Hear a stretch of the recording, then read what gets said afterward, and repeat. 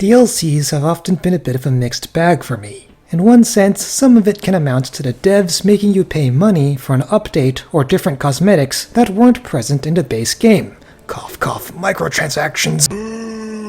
On the other hand, some DLCs actually do a good job at expanding upon the original product by providing a brand new experience that builds off of it. Thankfully, Quest for Booty falls into the latter camp. Released in 2008, Quest for Booty is treated as the second entry into Future Saga, hence why a lot of people refer to this line of games as a trilogy. However, I wouldn't really call Quest for Booty an actual game for reasons I'll explain later on in the video. Rather, it's an expansion pack to Tools of Destruction. Now, interestingly enough, while this game can only be purchased off PSN in the US, it has a hard copy version in Europe. I happened to get my hands on such version, mainly because PSN is inaccessible on the PS3 these days, and I'd have to jump through some hoops to download it. That's right, if I hadn't already implied, I have never played this game before. I skipped it and went straight to a crack in time. So, this is going to be a brand new experience for me, one that isn't tainted by nostalgia-blind goggles. Well, I paid $70 for this thing, so let's see if it was worth it. Quest for Booty basically continues off where Tools of Destruction ended. The Zoni have taken Clank away, and Ratchet is trying to get a lead on where he could be. Going along with Talwyn, he figures out there's a pirate named Darkwater who used to have close connections with the Zoni. However, as it turns out, Captain Slag has already killed him. In an act of desperation, Ratchet teams up with Rusty Pete, who claims to have a better understanding of Darkwater's nature. Unfortunately, Pete double-crosses Ratchet and Talwyn and connects Slag's decapitated head to Darkwater's body, which creates a brand new threat for the duo to stop.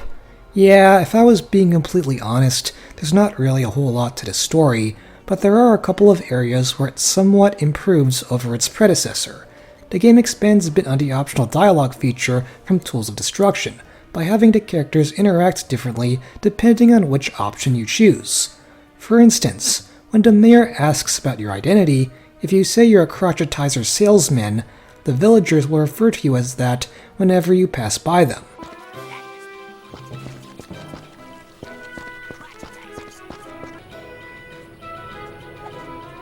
Of course, this change is so minor that it's barely noticeable, and I wish there were more alternate scenarios with these choices because that would have added more replay value.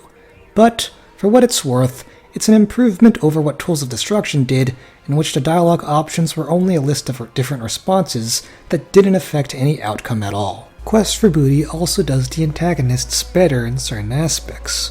Tools of Destruction fell flat with Emperor Tachyon because he was arguably a joke villain. Maybe he was threatening with how he forced all the Lombaxes to flee, but his loud, shrill mouth made it hard to take him seriously. Maybe the amalgamation of Darkwater and Slag isn't much more dangerous, but at least Insomniac did something creative with it. Since he essentially has a head that doesn't belong to his body, the two of them will spend a lot of time bickering between themselves over who has more control. Now, that concept in and of itself is very cliché. However, Insomniac seemed to know this and tried to do something experimental with it. In the final boss fight, the personalities of Slag and Darkwater manifest themselves in different ways by presenting unique attacks depending on which identity is in control.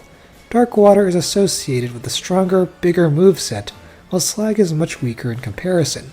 Basically, the goal is to keep the Darkwater self subdued long enough in order to attack the more vulnerable Slag. It's a very creative way to show the differences between their individual personalities. Since Darkwater was the true captain, he's harder to fight and practically invulnerable, whereas Slag, being simply the first mate, doesn't possess the same grandeur. Therefore, its attacks are more pitiful, for lack of a better word, and don't have the same pizzazz. I know this is just a boss fight, but Insomniac used this battle to develop the villain's personality. They could have just made Captain Darkwater a big scary monster, but they didn't, and actually tried to implement his character traits into the battle, and to that I commend them. Plus, it's just really funny watching Darkwater and Slag argue and punch themselves in the few scenes where they do. The dialogue in general this time around is actually written to be very witty. Not as much as it was in the original games, but it still sort of lightens itself up a bit compared to Tools of Destruction with the punchlines and gags. Oh. Do you even know where we're going? Of course I do! I got GPS. Look! Turn right at Isle of Despair. In 5 leagues, keep left. I love this thing. Rusty Pete also gets time to shine in this installment as well. Previously he was just the best mate for Slag and was simply there as comic relief. In Quest for Booty, they have him do a lot more. He betrays Ratchet and Talon and is indirectly responsible for the attack on Hulafar Island. He also serves as the narrator, and he can get really funny during the times where he talks to Slag during these segments, which provides a more slapstick feel. Insomniac also provides him with a goal he's trying to achieve. Ever since Slag's death, the entire crew hates him, so he seeks to prove himself by resurrecting Captain Darkwater. In a way, it provides him with a bit more depth considering he now has a motivation behind what he's doing. Unfortunately, the two main protagonists don't really contribute much. For the most part, Ratchet and Talon simply have very limited character development. I mean, they didn't have to engage in a romance or anything, but even at the level of platonic friends, they don't really have a lot of chemistry. I guess there's one dialogue option where Talon gets trapped behind several boulders, and she asks you to promise that you'll come back for her. Now, what Quest for Booty should have done is have decisions like these affect the story as a whole. If you leave Talon behind, her attitude towards Ratchet should have really soured, whereas if you come back for her, she looks upon him more favorably. Unfortunately, what we get instead is relatively safe. The only differences that occur depending on which decision you choose is that she'll either participate in the Battle of Hulafar Island with you if you come back, or she'll be absent if you leave her behind, in which there's an additional scene where she describes how butthurt she is about being abandoned, but it doesn't really change your affinity with her. In a way, this kind of transitions into the next topic I want to talk about, the short length. Now, the issue has nothing to do with the game's brevity. After all, I'd rather take a short game over something that is too long. However, within this quick runtime, it doesn't feel like a lot of substantial plot points occur. There's a lot of new lore with the Zoni and how Captain Darkwater was one of the few that managed to communicate with them through the Fulcrum Star and Obsidian Eye, and this kind of adds more of the mystery elements to the Zoni. However, for the most part, nothing that happens in this game really gets developed in the subsequent installment. I mean, the Obsidian Eye does get a brief mention in A Crack in Time, but it's not like it was treated as too big of a deal. In fact, the only relevant plot development is the tease of Dr. Nefarious' presence, and that only happens at the end of the game. In fact, remember that interview Quark did for My Blaster Runs Hot? Quest for Booty gets only a passing mention. It's like Insomniac just didn't think it was important enough to be relevant. So a lot of you are probably clicking off this video, getting mad at me and thinking, ah great, Dave is just going to rip apart another Ratchet and Clank like he always does. Well, to those people, I want to clarify I did like this game. Despite being held back by its quick length, it did introduce some interesting ideas, especially in the gameplay department. While a vast majority of the Ratchet and Clank games beyond the first one became more focused on shooting, Quest for Booty tries to concentrate more on platforming. And it's not just simply jumping from one area to the next. Insomniac actually tried to test your dexterity with these sections. For instance, in the beginning of the game, you're tasked with fixing several wind turbines.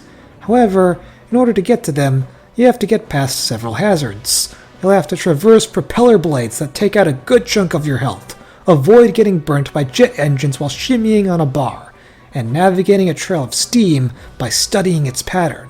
All these challenges force you to look for cues in order to make your next move. The game also introduces a brand new feature with the electric tether in which Ratchet uses his wrench to move platforms around, and he even gets the ability to pick up items. While they are simple mechanics, Insomniac still found ways to make them be used in complex methods. In the same aforementioned wind turbine part, you have to use the tether to move a platform in order to close a gap. However, while you're doing this, there's a laser that moves horizontally, so you can't take your time. You have to position the platform in a way that allows you to make the jump while also giving you the distance to evade the laser. In a similar sense, when you're introduced to the grab move, you're mainly picking up one object and throwing it without difficulty. However, after becoming more accustomed to how this works, the game tests your ability by making you apply it while grinding rails. Basically, you have to figure out which platform the fireball is on and time your throw correctly to knock down the barrier before you can run into it. These additional obstacles maybe only do so much to challenge you in how you use these different skills, but they do prevent their application within the game from feeling too repetitive. Because you're using the electric tether and grab move in different scenarios, it truly feels like the game is making the most out of these techniques instead of feeling half-baked. The level design is also worth mentioning. So, if you couldn't already tell, the shooting is kept at a minimum in this game. Gone were the multiple rooms that had nothing but waves upon waves of enemies. However, what replaces them are more creative levels. Quest for Booty gives me that feeling of playing an Uncharted game. Whenever you traverse within a dark cave, the lack of visibility affects the gameplay. Not only will you be unable to see anything within its interior, but there are also creatures lurking in the dark that will kill a Ratchet on sight. In order to mitigate this obstacle, Ratchet will need to pick up a helio grub to navigate the terrain. On the other hand, the last section of the game has multiple mini-games that have you interact with certain objects in a different way, whether it be creating grog based on subtle hints and riddles, trying to reframe a picture with the electric tether, or replaying a piano piece by memory. They all add a sense of variety that stems away from the running and gunning. It kind of shows how Insomniac was trying to spread their wings the best they could into tight, 3-hour length. But the shooting suffers as a result. Every weapon is basically a repeat from Tools of Destruction, and their function is the same. The Shock Ravager could zap multiple enemies with a single lash of its whip, the Nano Swarmers are essentially the mini turret gun, and a Combustor and Fusion Grenade serve as the bomb and blaster weapons. I guess because of how short the game was, Insomniac didn't feel like fleshing out the level up system, so they all start at V3 and only go up to V5. Which is weird considering that they could have easily done something like Into the Nexus and make the upgrade system shorter. Funny how they never figured that out until 5 years later. Also, they could have had a special gimmick for the Ghost Pirates. The game treats them like the same old pirates we fought from the last game, and that's a bit of a shame because it felt like Insomniac was playing it safe in that regard. The final boss had us throwing special skulls to make Captain Darkwater vulnerable. Maybe they could have used a similar concept with the normal enemies. The hothead pirates release little skulls onto the battlefield. Imagine if you had to grab them with your wrench to knock the pirates out of their zombie state. It might make the combat too gimmicky, but it would have prevented Quest for Booty from feeling like it was reusing too many assets from Tools of Destruction. Furthermore, the bolts have absolutely no use except to be traded into the smuggler. You can't buy any weapons since there are no vendors, which takes away the satisfaction of collecting a boatload of bolts since there's no longer a reason to do anything with them. Instead of getting the Rhino, Ratchet instead gets the Alpha Disruptor, which was the quantum cannon from the last game. But since it's already at V5 when he gets it, you don't really have much of an incentive to use it since it doesn't level up. Also, there's the issue regarding the replay value. Challenge mode is absent this time around, so the only thing to do is to play the game again on hard mode, and this doesn't really add anything interesting. I guess if you wander into some caves underwater on Hulafar Island, you can find 2 weapon upgrades, but this doesn't have the same satisfaction of collecting gold bolts. Really, there's nothing much to come back for. When you beat it, you're just done. But all that being said, Quest for Booty is a solid expansion pack. In a way, it sort of addresses the previous complaints I had with the series, that being the decreasing emphasis on exploration and platforming in favor of shooting and combat, but to be honest with you, this game didn't make too much of an impression on me. I feel like if it had just added a challenge mode, with maybe 1 or 2 new weapons to supplement creative level design, and made some story beats be more relevant to the narrative as a whole, this game would have been up there as one of my favorite Ratchet and Clanks. It's still a fun 3 hours, but it's not really worth buying a hard copy of unless you want to complete your Ratchet and Clank collection. I'd advise you to spend your $70 elsewhere. As I said before, I liked the game, but even as a DLC, Insomniac could have pushed themselves a bit further to make it truly great. Anyway, I'm Dave Reviews, over, out, and I'll see you guys next time.